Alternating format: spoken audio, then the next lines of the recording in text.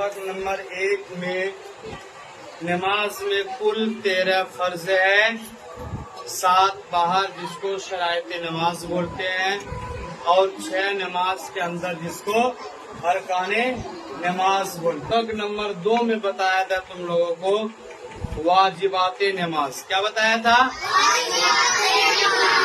और वाजिबाते नमाज कितने हैं? 14 है। वाजिबाते नमाज 14 है, जिसको भूल कर छोड़ देने से सजदा सहू वाजिब हो जाता है। ये सबक नंबर 2 में बताया। आज का सबक नंबर 3 है। क्या है?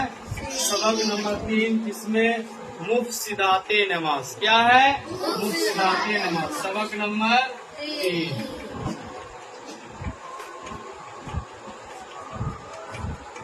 मुफ्सिदाते नमाज कितना है? 13 है। मुफ्सिदाते नमाज कितना है? 13 है। मुफ्सिदाते नमाज उसको बोलते हैं कि नमाज में ऐसी गलती करना जिससे नमाज क्या हो जाती है? खत्म हो जाती है। देख लेते हैं पहले। नंबर 1, बात करना थोड़ी हो या ज्यादा, जानबूझकर हो या भूल कर। नंबर 1 पर क्या है? बात करना थोड़ी हो या ज्यादा, जानबूझकर हो या भूल कर। अगर हम बात कर रहे हैं नमाज में, समझे, चाहे फुस बात कर रहे हैं या जोर से बात कर रहे हैं, तो हमारी नमाज क्या हो जाएगी? खत्म हो जाएगी। नमाज क्या हो जाएगी? खत्म हो जाएगी। दोबारा नमाज पढ़ना पड़ेगा। इसी तरह नंबर 2 पर है सलाम करना या सलाम का जवाब देना। सलाम करना या सलाम का जवाब देना। अगर हम नमाज पढ़ रहे हैं, बाहर से कोई सलाम किया, अस्सलामु अलैकुम व रहमतुल्लाहि व बरकातुहू, और सलाम किया और हमने सलाम नमाज में ही जवाब दे दिया, तो नमाज क्या हो जाएगी? खत्म हो जाएगी। नमाज में कह दिया वालेकुम अस्सलाम रहमतुल्लाहि व बरकातुहू, नमाज आपकी खत्म हो गई। नमाज फिर से पढ़ना पड़ेगा।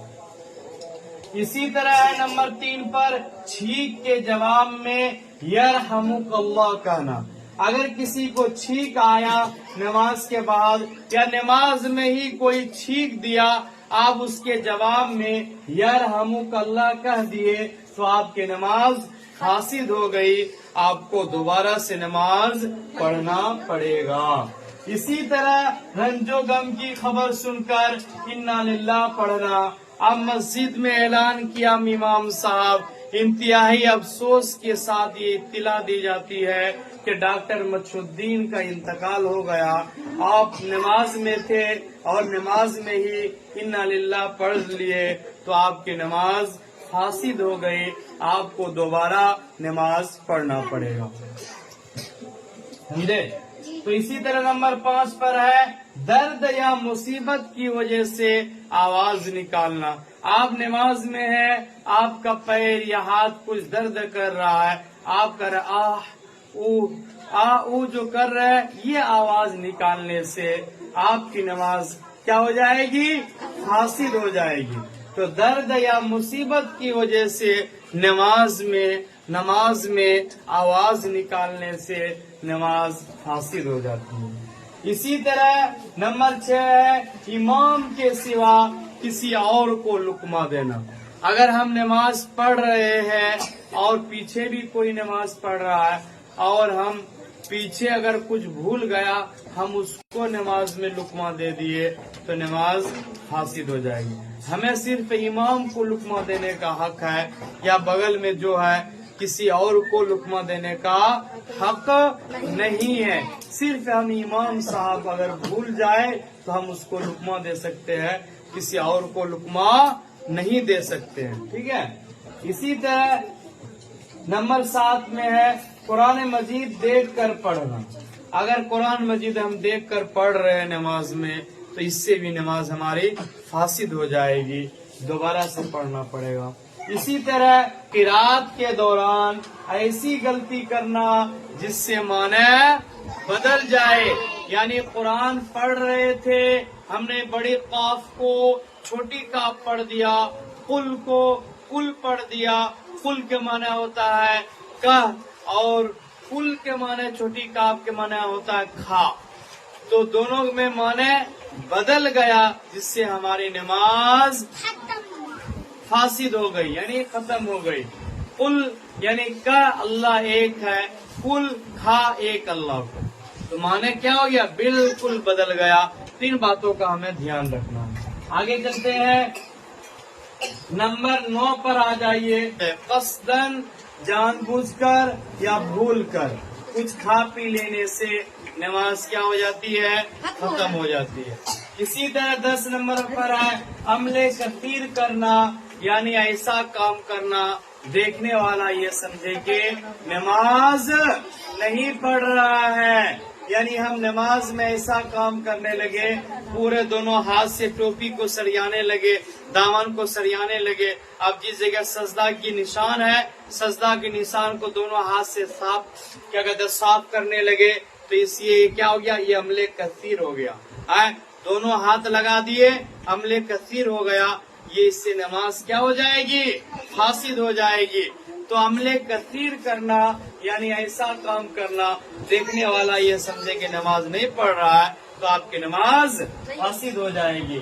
اسی طرح نمبر 11 سے پر ہے قبلہ سے سینہ پھیر لینا، یہ ہم قبلہ منہ کی طرف کیے ہوئے ہیں، ہم ایسے سینہ پھیر لیے پورا، تو کیا ہو گیا؟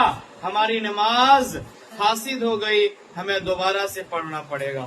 اسی طرح ہے نمبر 12 نماز میں ہنسنا، نماز میں ہنسنا۔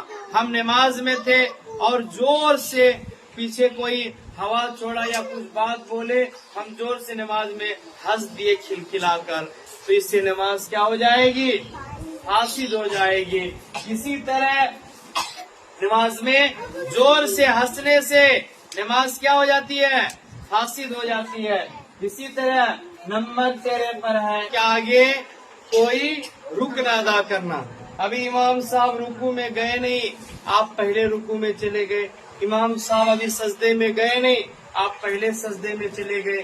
ابھی سجدے سے اٹھے نہیں امام صاحب، آپ اس سے پہلے اٹھ گئے، تو امام کے آگے کوئی بھی نماز کا رکن ادا کریں گے تو ہماری نماز فاسد ہو جائے گی، ختم ہو جائے گی۔ تو یہ 13 چیزیں ہیں مفسدات نماز میں شامل ہے۔ ان 13 میں سے ایک بھی اگر ہم غلطیاں کر دیتے ہیں تو ہماری نماز فاسد ہو جاتی ہے۔ ٹھیک ہے، چلو ایک مرتبہ اس کو دوہرا لیتے ہیں۔ نمبر 1 بات کرنا تھوڑی ہو یا زیادہ، جان بوجھ کر ہو یا بھول کر، سلام کرنا یا سلام کا جواب دینا۔ نمبر 3 ٹھیک کے جواب میں یرحمک اللہ کہنا۔ نمبر 4 رنج و غم کی خبر سن کر انا للہ پڑھنا۔ نمبر 5 درد یا مصیبت کی وجہ سے آواز نکالنا۔ نمبر 6 امام کے سوا کسی اور کو لقمہ دینا۔ نمبر 7 قرآن مجید دیکھ کر پڑھنا۔ نمبر 8 قرات کے دوران ایسی غلطی کرنا جس سے معنی بدل جائے۔ نمبر 10 قصدن یا بھول کر کچھ کھا پی لینا۔ نمبر 10 عمل کثیر کرنا، یعنی ایسا کام کرنا دیکھنے والا یہ سمجھے کہ نماز نہیں پڑھ رہا ہے۔ نمبر 11 قبلہ سے سینہ پھیر لینا۔ نمبر 12 نماز میں ہنسنا۔ نمبر 13 امام کے آگے کوئی رکن ادا کرنا۔ یہ 13 چیزیں جو مفسدات نماز میں داخل ہے، جس کو کرنے سے ہماری نماز فاسد ہو جاتی ہے، تو یاد کر لینا، ٹھیک ہے۔